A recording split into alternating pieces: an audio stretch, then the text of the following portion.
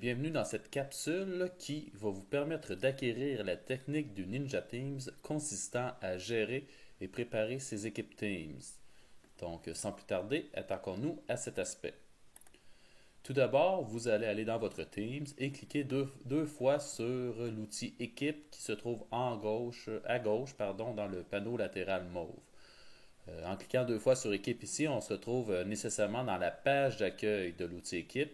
Et cette page d'accueil-là nous offre l'accès aux différents teams desquels on fait partie, soit en tant que membre ou alors en tant que propriétaire. Donc, vos teams de classe de cette année devraient se retrouver ici.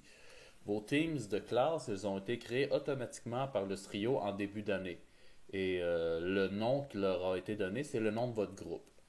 Donc, si jamais vous avez le groupe 053, comme dans mon exemple ici présent, votre Teams de classe de cette année va s'appeler le groupe 053. Donc, ainsi de suite. Si l'an passé, votre groupe s'appelait aussi groupe 053, et il se pourrait que vous ayez deux Teams de classe avec le groupe 053, là, celui de cette année et celui de l'an passé, parce que l'an passé aussi, les groupes ont été créés de la même manière. Donc, ils ont été nommés de la même façon. Donc, si vous aviez le même groupe cette année et l'an passé, il se pourrait que vous ayez deux fois le même Teams de classe. Donc, il s'agira d'identifier c'est lequel le bon en allant voir les membres qui en font partie. Donc, en allant voir les élèves qui en font partie. Vous serez à même de constater si c'est les élèves de cette année ou les élèves de l'an passé qui font partie de votre Teams de classe. Donc, de déterminer si c'est le Teams de classe du groupe de cette année ou encore si c'est celui de l'an passé.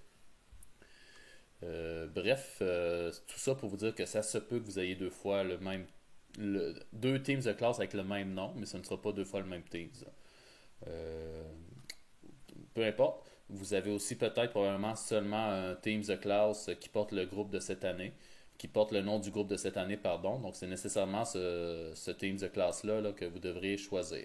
Dans mon exemple, l'enseignante, comme je vous disais, elle a le groupe 053. Donc, je vais vous inviter à cliquer sur votre groupe Teams de classe que vous croyez être celui de cette année. Dans mon cas, c'est le groupe 053 dans l'exemple. Donc, on clique sur l'icône qui représente le Teams afin d'accéder au Teams. Si jamais c'est la première fois que vous accédez à votre Teams de classe de cette année, il va y avoir une petite étape à ne faire qu'une seule fois. Et c'est lorsque vous rentrez dans votre équipe, en haut, sur une petite bande mauve pâle, là, on vous demande d'activer votre groupe. Donc, il faut cliquer sur Activer. Tant et aussi longtemps que mon Teams de classe n'est pas activé, les élèves qui en font partie ne le voient pas. Alors, je fais Activer, et ça, j'aurais plus besoin de le faire pour ce groupe-là. Il ne faut le faire qu'une seule fois au début, lorsque le groupe a été créé automatiquement par le Strio. Donc voilà, on vous offre d'activer et où c'est déjà fait. Donc on fait activer et on poursuit. Par la suite, vous allez tomber vraiment dans votre Teams habituel. Et on se souvient que je ne vous l'ai peut-être pas dit, donc ce qu'on est en train de faire présentement, je suis en train de vous montrer comment aller vérifier si tous les élèves de votre groupe font partie de votre Teams de classe. Parce qu'on s'entend que c'est pas advenant le cours de votre classe ferme, le 24 heures que vous avez pour planifier vos trucs, je veux pas que ce 24 heures-là soit utilisé pour vérifier si tous vos élèves sont dans votre Teams et les ajouter aux besoins. Donc, je veux vraiment qu'on règle ça là, avant. Donc, je vous propose de le régler là, à même cette capsule d'aujourd'hui. Donc, bref, une fois que vous aurez cliqué sur Équipe, que vous êtes entré dans votre équipe, vous allez aller cliquer sur les trois petits points ici, qui sont tout juste à côté du nom de votre groupe. Donc, dans mon cas, c'est groupe 053, je l'ai bien expliqué.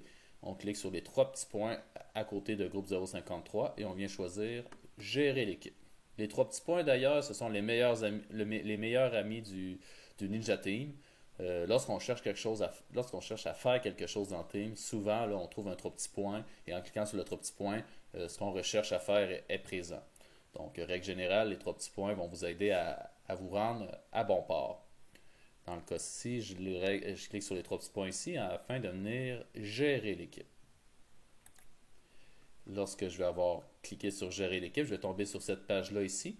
Je vous demande de venir cliquer sur Membres et invités ici afin de faire s'afficher les membres et invités. Et j'en profite pour vous dire que dans notre cas à nous, il n'y a que des membres dans notre team. S'il n'y a pas d'invités, il n'y a que des membres ou des propriétaires. Les propriétaires sont les enseignants et les membres sont les élèves.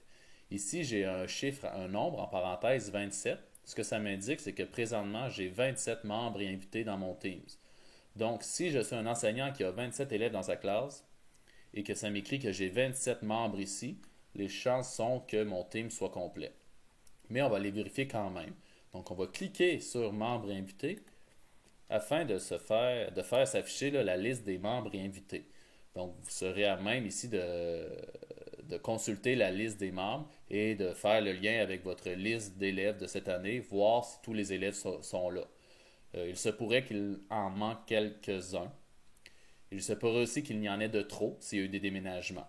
Donc, je vous dis tout de suite quoi faire. Si vous avez des élèves en trop, on va devoir supprimer l'élève de l'équipe parce qu'il n'en fait plus partie. Et pour ce faire, il s'agit de venir faire le petit X qui est relié au nom de l'élève. Vous remarquerez aussi que ce n'est pas le nom de l'élève qui est écrit ici, mais bien son identifiant scole.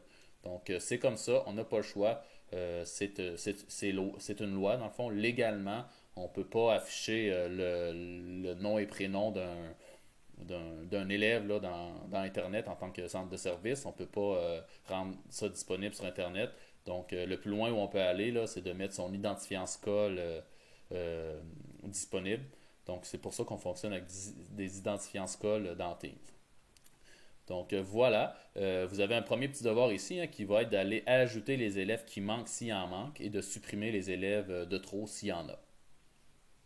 Pour faire ça, donc pour ajouter un membre, si j'ai besoin d'en ajouter, eh bien, je vais aller cliquer évidemment sur Ajouter un membre. Par la suite, va m'apparaître là, cette fenêtre-là au centre de l'écran. Si je regarde en haut, j'ai deux choix. Le membre que je veux ajouter, est-ce que je veux qu'il soit un étudiant ou un enseignant? Donc, de prime abord, pour ajouter des élèves, je vais choisir étudiant, bien sûr. Et je vais utiliser l'identifiant scole de l'élève en question pour l'ajouter. Donc, dans le cas de mon exemple, mon élève s'appelle Matteo Salazar. Donc, c'est un M. Le M, c'est pour son prénom, Matteo.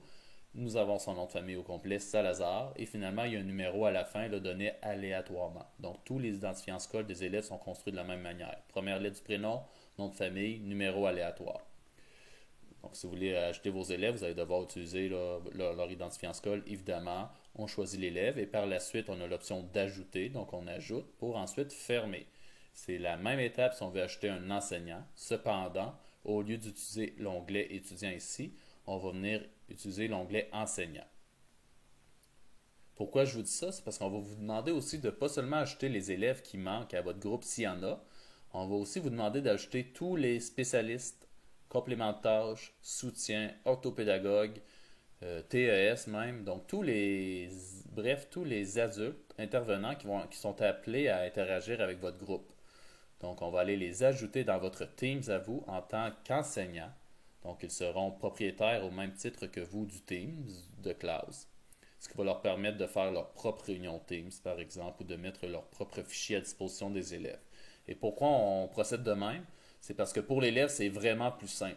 Donc, au lieu que chaque enseignant avec qui il peut avoir affaire là, se crée son propre Teams, on crée un seul Teams, qui est son Teams de classe, son Teams de titulaire, et là, les spécialistes et tous les autres services comme l'orthopédagogie là, vont venir se rajouter à ce groupe-là. Donc, pour l'élève, c'est beaucoup plus simple. Il y a un seul Teams. On pourrait faire l'analogie qu'il y a un seul local dans sa classe, et que c'est les gens qui changent alors que l'élève, lui, reste toujours dans le même local. Ben, c'est un peu la même dynamique qu'on veut créer dans Teams. Là. L'élève, il y a un seul Teams dans lequel au primaire. Là. Au primaire, on s'entend. L'élève a un seul Team dans lequel rentrer et c'est son Teams de groupe et il a accès aux différents adultes à même ce Teams. Au secondaire, on s'entend, on va avoir nécessairement plusieurs Teams, mais comme l'élève est plus grand, c'est plus facile pour lui de se démêler dans ses Teams. Alors qu'au primaire, par expérience, plus on garde ça simple, plus le chemin est direct là, pour l'élève pour se rendre dans son Teams, mieux c'est. Donc voilà pourquoi on vous encourage vraiment à vous organiser là, de manière à ce que l'élève ait un seul Teams. Si jamais vous entrez l'identifiant d'un élève et il vous apparaît un message comme de quoi là, il n'y a aucune correspondance, donc ce qui veut dire que Teams ne réussit pas à trouver le nom de l'adresse de l'élève, ça se peut. Et ça, pourquoi ça se produit? C'est lorsque, ça remonte peut-être à quelques années, là, mais lorsque lorsque l'élève s'est inscrit pour la première fois à l'école, il y a un formulaire à remplir de la part de ses parents. Et à ce moment-là, le parent n'a pas coché la case donnant l'autorisation à l'école de créer une adresse scolaire à l'élève. Donc, c'est seulement pour ça que l'élève n'a pas son adresse scolaire d'activer, c'est que la permission n'a pas été donnée à la base par le parent lors de l'inscription. La plupart du temps, le parent, là, il a omis de cocher cette case-là. Là, c'est pas un choix tant volontaire et conscient que ça. Donc, ce qu'il faut faire à ce moment-là, parce qu'on a besoin que notre élève soit sur Teams, on s'entend, ben, il faut préalablement appeler le parent, puis lui demander s'il autorise à ce qu'on procède à la création d'une adresse scolaire, lui expliquer pourquoi, hein, lui expliquer que ces années-ci, on a parfois besoin de fonctionner en ligne et l'adresse scolaire de l'élève, c'est vraiment le moyen pour l'élève d'avoir accès à ces outils en ligne. Donc, ça devient quasiment un essentiel pour lui parce qu'il a besoin de ces outils pour travailler et aller à l'école. Une fois qu'on aura l'autorisation du parent, la deuxième étape, c'est de le demander à la secrétaire de votre école d'aller cocher dans le dossier GPI de l'élève cette fameuse case, là, comme de quoi il y a la permission, le parent permet la création de l'adresse courriel. Maintenant que votre secrétaire a coché la case en question dans le dossier GPI de l'élève, il faut que votre secrétaire écrive directement à kevin.chabot, donc ce n'est pas moi, c'est un autre Kevin, là, kevin.chabot à commercial csbe.qc.ca. Donc, on écrit à M. Kevin Chabot, qui est un technicien au SRIO, et en donnant l'adresse de l'élève, et on lui demande de finaliser l'activation de l'adresse de l'élève, et lui aura une dernière étape à faire là, pour être certain que l'élève ait accès à Teams à 100% et que vous soyez en mesure de l'ajouter. Donc, voilà pourquoi là, je vous encourage à faire ça le plus rapidement possible, de ne pas attendre l'éventuelle fermeture de votre classe pour le faire, parce qu'avoir 24 heures pour faire ça, là, ça risquerait d'être court, puis je veux vraiment que vos 24 heures servent à planifier vos affaires, puis pas à préparer votre Teams, en fait. J'espère que votre Teams va être préparé, là, prêt à partir là, à la fin de sa formation. Donc voilà quoi faire. J'avais pas le choix de vous le dire, là, quoi faire, même si c'est une solution imparfaite, j'en suis conscient. Mais bon, voilà quoi faire lorsque l'adresse d'un élève n'est pas reconnue dans Teams. Maintenant que vous aurez supprimé les élèves au besoin, ajouté des élèves, ajouté les membres du personnel qui ont à être ajoutés, il se pourrait que, ben, dans le fond, votre Teams va être prêt. Votre Teams va être prêt, là, il va pas mal avoir tout ce que... Vous allez pas mal l'avoir préparé à 100%.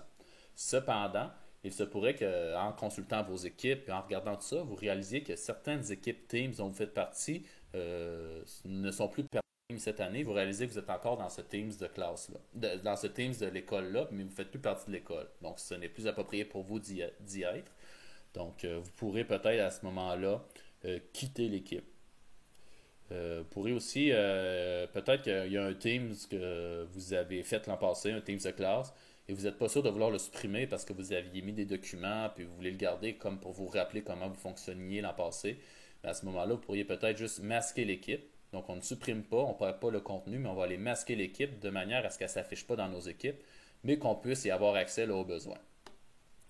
Ce qu'on peut faire d'autre, on peut venir modifier l'équipe. Ben, on pourrait venir, je vais commencer par ça, on pourrait supprimer l'équipe. Donc, si vous êtes sûr que c'est une équipe qui n'est pas pertinente pour vous et pour personne et qu'il n'y a rien de pertinent à l'intérieur en termes de documents, on peut venir supprimer l'équipe. Donc, toutes ces options-là, d'ailleurs, là, je ne l'ai pas dit, là, mais il faut cliquer sur les trois petits points à côté d'équipe. Et là, j'ai ces options-là. Je peux, comme je vous disais, masquer, quitter, supprimer, et je peux aussi modifier l'équipe. Modifier l'équipe, si je le fais, ça va me permettre de renommer mon équipe. Donc, mon équipe, là, tantôt, s'appelait Groupe 053. Donc, c'est pas très évocateur, ça, Groupe 053. Pensons à nos spécialistes et les orthopédagogues. C'est un spécialiste en anglais, exemple, ça se pourrait qu'il soit dans trois écoles. Donc, ça se pourrait qu'il ait trois groupes 053 dans son Teams. Donc, c'est pas très parlant pour lui. Donc, afin qu'il puisse reconnaître plus facilement les groupes, on va aller renommer notre Teams. On va aller le renommer d'une manière vraiment plus évocatrice. Donc, exemple, moi, je viendrai ici. Là, j'ai pris ici, là, je sais que c'est écrit Récit CSBE. Là, ça veut pas dire grand-chose. C'est juste le nom du Teams que j'avais quand j'ai fait l'exemple. Donc, admettons que je voudrais nommer Récit CSBE par un autre nom. Bien, je viendrai ici changer mon nom. Donc vous, ça va être groupe 053 ou groupe 039 ou peu importe. Mais on veut venir le modifier pour un nom qui est plus évocateur. Donc, exemple, moi ici, je pourrais venir mettre la classe de Monsieur Kevin. Comme ça, peu importe que ce soit le spécialiste en anglais ou en musique ou en art plastique, il va être à même là, de reconnaître mon groupe beaucoup plus facilement que si mon groupe s'était encore appelé groupe 053. Donc, on vient nommer ici, bref, le nom du groupe qu'on veut donner. Et on vient faire mettre à jour par la suite. Donc, votre Teams, vous avez ajouté les élèves, on a ajouté les adultes signifiants aussi. On a peut-être fait un ménage de nos Teams de manière à seulement avoir ceux qui sont pertinents pour le moment. Donc, il est pas mal prêt, votre Teams, comme je vous disais. Maintenant, je vais vous expliquer un peu là, ce qu'on retrouve dans votre Teams lorsque vous y êtes. Alors, lorsque vous êtes dans Teams, hein, on clique sur Teams et on rentre dans un Teams. À ce moment-là, à la gauche ici, là, il va nous apparaître, oui, le nom du Teams, mais il va aussi nous apparaître là, ça ici général en fait. Donc, il va vous apparaître général. C'est quoi général? Ben, c'est le canal de mon Teams. Donc, le Teams est construit comme ça. J'ai un Teams et mon Teams est constitué de différents canaux. De base, mon Teams a un seul canal. Ça va être le canal général. Donc, de base, quand je rentre dans mon Teams, je suis automatiquement dans le canal général. Un canal, ça évoque pas grand-chose, là. C'est pas un terme super, c'est qu'on utilise souvent et qui veut dire quelque chose pour nous tant que ça. Mais voyons-le comme un espace. Donc, un canal dans Teams, c'est un espace dans mon Teams de classe où je peux traiter de quelque chose spécifiquement. On s'entend que le canal général, donc ça va être un peu notre espace d'accueil. Ça va être là où il va se passer les choses pour tous nos élèves, donc hein, tout ce qui est d'intérêt général. Je vous rassure tout de suite, je vous parle un peu des canaux, mais c'est juste pour que vous compreniez pourquoi des fois il y a le mot canal qui apparaît à gauche ou à droite. C'est un peu nos séparations, les séparations dans Teams, les divisions, si on veut, comment est fait notre Teams. Donc, de base, j'ai seulement un seul canal qui est le canal général, mais je peux aller rajouter d'autres canaux. Donc, c'est pour ça qu'ici, dans mon exemple, vous voyez d'autres canaux en dessous. C'est moi qui manuellement les a rajoutés là, pour différents besoins. Dans votre cas à vous, on n'encourage vraiment pas là, la création de canaux parce que pour l'élève, encore une fois, ça va devenir vraiment là, confondant s'il peut avoir, surtout primaire, là, s'il y a plusieurs canaux ici présents parce qu'il va peut-être être dans le mauvais canal sans s'en rendre compte. Puis là, on va essayer de leur trouver où est-ce que tu es rendu. Puis ça va devenir vraiment là, difficile des fois de se comprendre. Donc, de prime abord, on ne va pas aller rajouter des canaux là, pour nos élèves dans une seule situation qu'on va encourager la création de canal, ça va être dans le cas de l'orthopédagogie. Donc, votre orthopédagogue de votre classe, elle va être ajoutée dans votre Teams. Hein, vous allez l'avoir ajoutée dans votre Teams. Donc, elle pourrait fort bien se créer un canal qu'on appelle un canal privé. Donc, le canal privé, c'est seulement les élèves qui vont en faire partie qui vont le voir. Donc, si je veux seulement que mes élèves en orthopédagogie puissent y accéder, ben, je vais créer mon canal, je vais choisir que c'est un canal privé et je vais désigner les élèves qui en font partie, de manière à ce que seulement les élèves de l'orthopédagogie puissent avoir accès à ce canal. Les autres ne le verront tout simplement pas dans la liste. Donc, c'est vraiment le seul cas primaire là, de base où on croit que l'utilisation d'un canal va être pertinente et pratique et gagnante.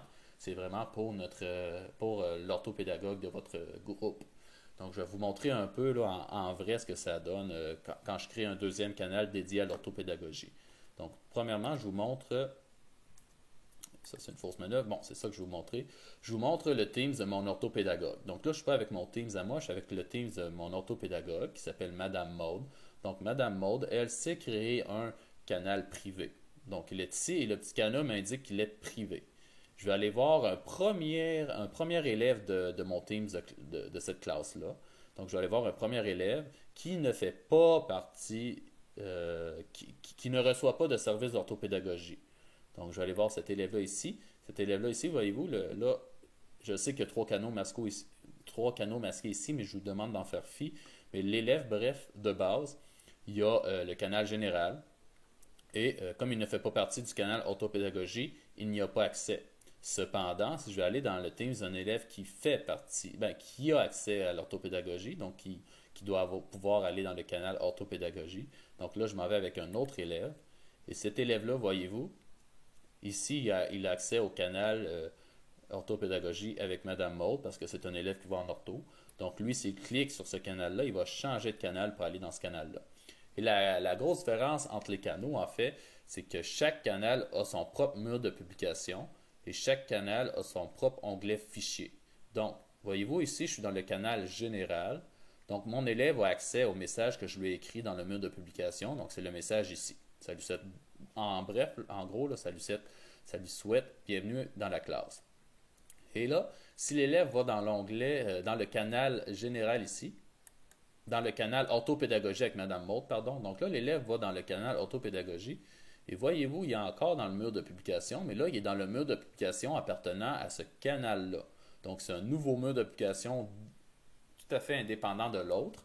Et voyez-vous, là, dans ce cas-ci, Madame Maud là, a écrit un petit message sur le mur de publication là, souhaitant la bienvenue à ses élèves d'orthopédagogie.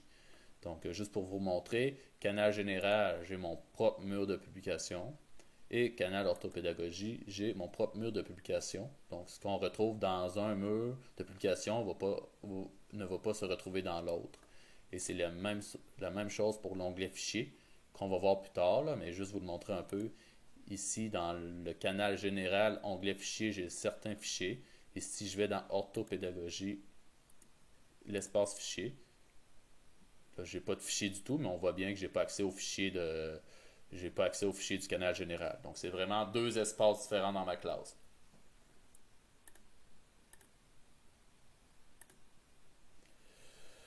Voilà, donc je vous explique un peu la structure des canaux. Là. Je trouvais que c'était quand même très important là, pour vous aider à vous retrouver dans tout ça. Dans mon Teams, donc là, je vais faire une espèce de résumé jusqu'à présent de ce qu'on a vu de la structure Teams. J'ai à gauche toute ma barre d'outils qu'on va appeler Elle est mauve. Hein, j'ai activité, conversation, équipe, calendrier. Maintenant, si je clique sur équipe, puis que je rentre dans une équipe, ben, je vais avoir à gauche là, les canaux de cette équipe-là. Donc souvent, on va avoir un seul canal qui va être général, mais il peut en avoir d'autres comme on vient de voir. Et lorsque je suis dans un canal d'un Teams, j'ai accès aux onglets de ce Teams-là. Je viens de vous en parler un peu, là, mais je vais l'expliciter un peu plus. Donc, les onglets d'un canal standard. Donc, un canal standard, c'est un canal que tout le monde peut voir. Donc, ce n'est pas un canal privé, bref. Donc, dans un canal standard, j'ai toujours les 4 mêmes onglets en haut, même les 5 mêmes là. Donc, j'ai l'onglet Publication, j'ai l'onglet Fichier, j'ai l'onglet Bloc-notes de classe, j'ai l'onglet Devoir et j'ai l'onglet Notes. Donc, au courant de la formation, là, dans les prochaines capsules, on va voir ensemble là, pas mal toutes les fonctions là, reliées à chacun de ces onglets-là. Maintenant, je vais me tasser un peu pour rien cacher. Vous êtes en mesure de réaliser votre deuxième mission Ninja Teams qui va vous permettre d'obtenir la ceinture orange et qui consiste à ajouter les élèves manquants à votre Teams de classe et ou ajouter les spécialistes compléments de tâches à votre Teams de classe déjà existant. Et je vais en rajouter une troisième et renommer votre Teams de manière plus évocatrice. Donc, je recommence 3 choses. On s'assure que notre classe est complète en ajoutant des élèves manquants au besoin. 1. 2. On va ajouter les spécialistes CST, soutien, TES pertinents à ajouter dans le cadre, dans notre contexte à nous. Et troisièmement, c'est pas écrit, mais troisièmement, on va aller renommer notre Teams de manière à ce que ça s'appelle la classe de M. Kevin, par exemple. Donc voilà, bonne chance et on se revoit là, pour la prochaine capsule là, pour poursuivre l'acquisition des différentes ceintures de Ninja Teams.